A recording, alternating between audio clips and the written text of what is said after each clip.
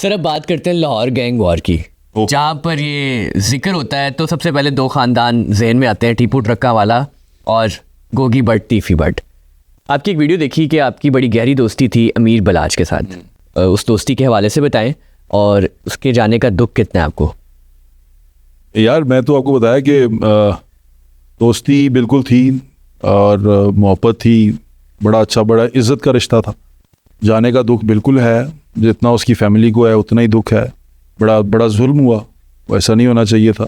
लेकिन मैं फिर दोबारा मैं सुलह पे यकीन रखता हूँ। ठीक है, मैं आपको जब बात बताऊँ, दूसरी तरफ भी नुकसान जो हो गया वो हो गया, अब सुलह की तरफ आना चाहिए। मैंने जिस तरह शुरू में मेरी जो सोच है वो यही है कि इकट्ठा करना चाहिए। ये दोनों आपने कोशिश की थी इकट्ठा करने की?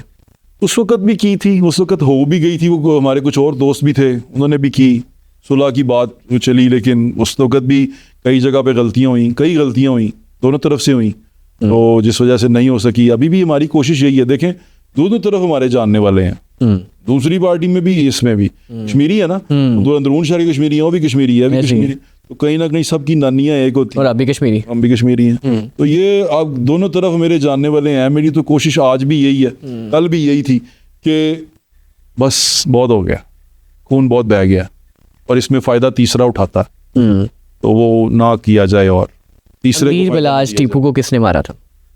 अमीर बलाज टीपू को जिसने मारा था वो आपके सामने, उसका चलान भी हुआ, उसकी इन्वेस्टिगेशन भी हुई।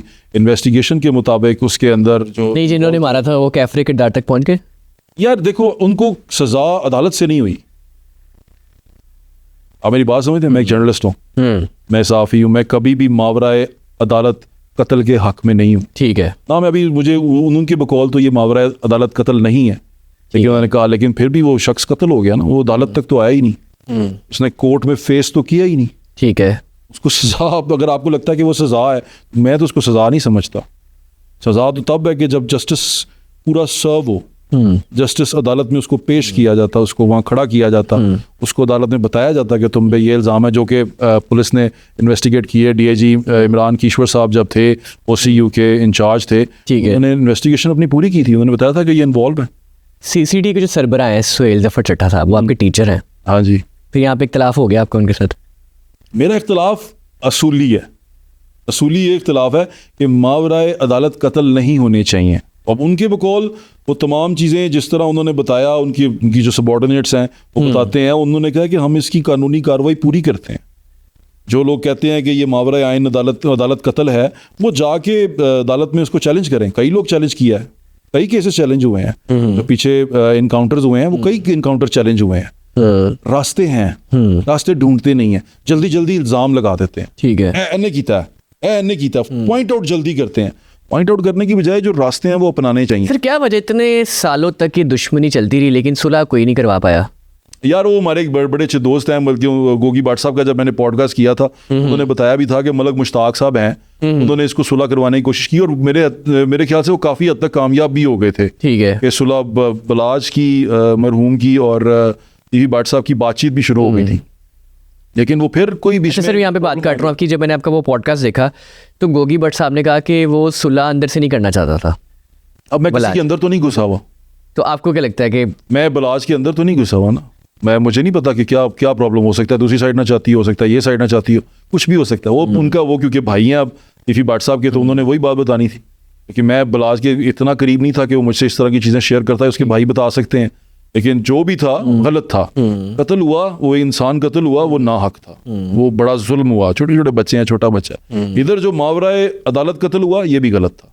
ठीक है, इसको जस्टिस अदालत से मिलना चाहिए था, अदालत तक आना चाहिए था। फायर हुआ ये भी मैं इसको नहीं अप्रिशिएट नहीं। अमीर बलाज टीपू के साथ गुजरा हुआ कोई यादगार लम्हा? ऐसा सच तो कुछ नहीं है, मतलब वो जो मैंने एक बात बताई थी कि मेरे साथ तस्वीर खिंचवा रहा था, तो उसने तस्वीरें खिंच रही थी, तो बैठा हुआ था, उसने तस्वीर नहीं खिंचवाई मेरे साथ। मैंने कहा कि क्यों नहीं खिंचवाई? उसने कहा भाई आप साफ़ी हैं, मेरे भाई हैं आप, तो मेरा आपके साथ नाम जोड़ना अच्छी बात नहीं है, अब मेरे छोटे भाई के साथ खिंचवा लेना। अच्छा, मुझे वो लगा कि यार एक इंसान का ज़र्फ है कि वो खुद को मुझसे इसलिए अलग कर रहा है कि उसको ये एहसास है कि मेरे भाई का नाम खराब ना हो। तो ये एक बड़ी बात थी, बड़े ज़र्फ की बात थी। इस वक्त गोगी भट्ट साहब कहाँ हैं? गोगी भट्ट साहब जहाँ पर भी हैं मेरे ख्याल से जहाँ पहले थे वहीं पे हैं। चले आज बता दे कहाँ हैं। मैं कैसे बता सकता हूँ? मैं बताता हूँ तो फिर पुलिस को ना पता हो कि कहाँ पे हैं। सबको पता है दुनिया को कि कहाँ पे हैं, सबको अंदाजा है, सब कुछ है।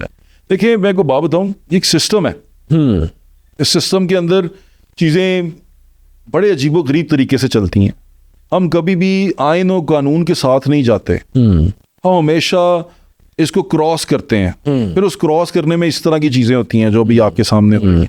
तो आपको असल में जब आप लाइन पकड़ते हैं ना, कानून बनाते हैं और कानून की पासदारी करते हैं, सोसाइटी खुद ब खुद ठीक हो जाती है।